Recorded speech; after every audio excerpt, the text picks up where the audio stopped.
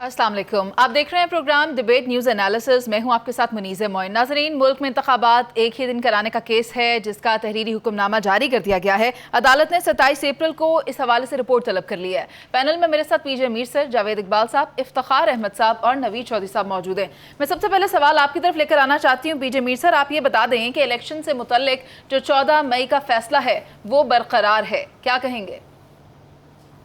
पहले तो मैं ये कहूँगा कि वो जो इंडियन जज है उसकी बड़ा सीनियर जज है, वो उसने जो अल्फाज इस्तेमाल किए हैं तो हमें तो शर्म उस पर करनी चाहिए।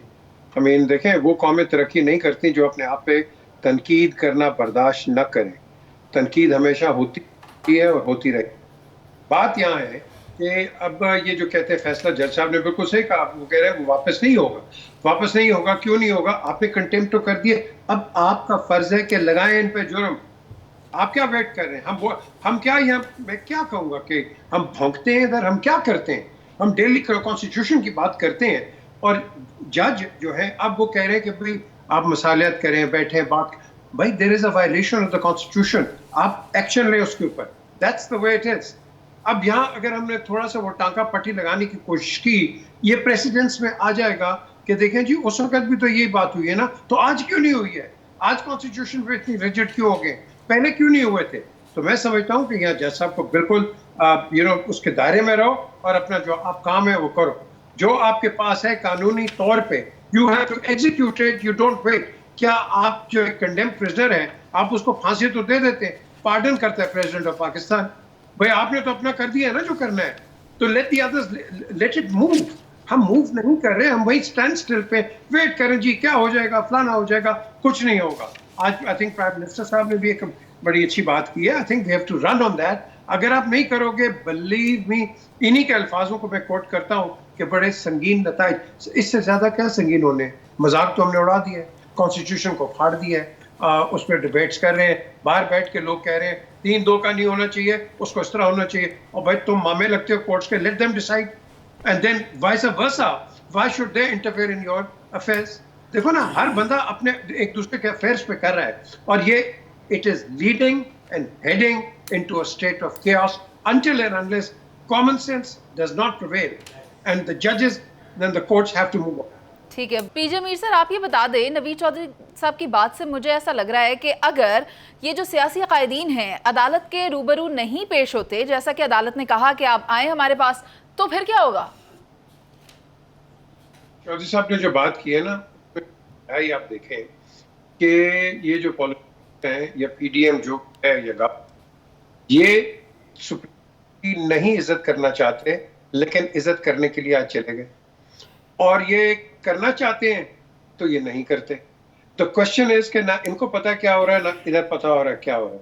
जिसके पास, जिसने एक ऑर्डर दिया सुप्रीम कोर्ट ने, उस सुप्रीम कोर्ट को, जैसे मैंने पहले कहा, वो एग्जीक्यूट करे ऑर्डर और आगे चले इसके ऊपर। ये बीच में बातचीत करने, देखो ना, जब हम कॉन्स्टिट्यूशन की बात करते हैं तो हम उसके अंदर खुद ही एक लचक डाल रहे हैं, उसी के अंदर हम एक उसको ढील दे रहे हैं कॉन्स्टिट्यूशन को। कॉन्स्टिट्यूशन को आप ढील नहीं देते हैं, वो लेटर इन द स्पिरिट में काम होता है उसके अंदर।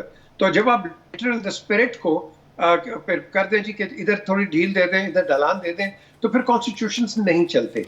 तो इसके अंदर मैं समझता हूँ कि आज ये जो एक मेरी नज़र में एक ऑब्जर्वेशन है, court is always the supreme authority, कि इनको अपना एक ऑर्डर जो इन्होंने दिया था दे दें।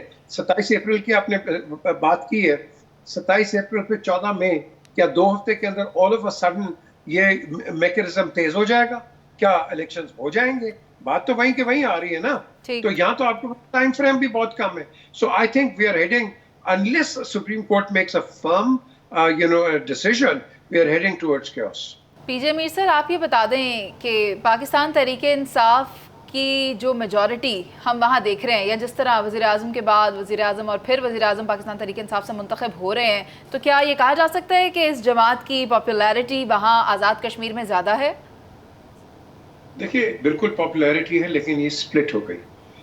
पीटीआई ने गलती की है, सुल्तान को बना देते prime minister, because he's been there, he's done a lot of work for Kashmir in UK and elsewhere, तो उसकी वो खदमात हासिल नहीं की। खैर बहरहाल उनको प्रेसिडेंट बना दिया, वो फिर भी करते रह रहे हैं और अभी भी बाहर ये इन्होंने बहुत काम किया। بات آتی ہے کہ ہمارے اندر افتخار سے اگر میں سوال کروں تو افتخار کو کہوں گا افتخار آپ مجھے پلیز بتائیے یہ پودے کتنے ہیں اور یہ ہیں، یہ پورے مجھے پودے اور ان کی جو ڈائگنوسٹکس ہے یہ بتا دیں گے. لیکن میں کہتا ہوں کہ آج ہمارے پاس ایک کیڑا ہے اور بہت کیڑے ہیں پاکستان کے اندر، لیکن سب سے بڑا جو کیڑا ہے وہ ہے پاور کا کیڑا. یہ ہر ایک کو پاور کا کیڑا جو چڑھ گیا ہے، اس کے دو علاج ہیں، یا تو اس کو ایموڈیم دے کے اندر بند کر دو یا الکاسلزر دے کے باہر پھینک دو.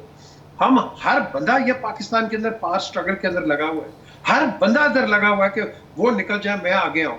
یہ کشمیر کا ہم نعرے لگاتے ہیں، میں نے تو بہت لگائے ہیں باہر رہ کے، لنڈن میں، امریکہ میں، برسلز میں، کہ بھائی کشمیر کا کاز اب آگے لے کے جائے. میں کیا کاز پریزنٹ کروں گا ہندوستان کے جو ہمارے کاؤنٹر پارٹس ہیں کہ ہم یہ کر رہے ہیں، ہم آپس میں لڑ رہے ہیں، آپس میں ہماری اتفاقی کوئی نہیں ہے اور ہم کہتے ہیں ہمیں کشمیر دو.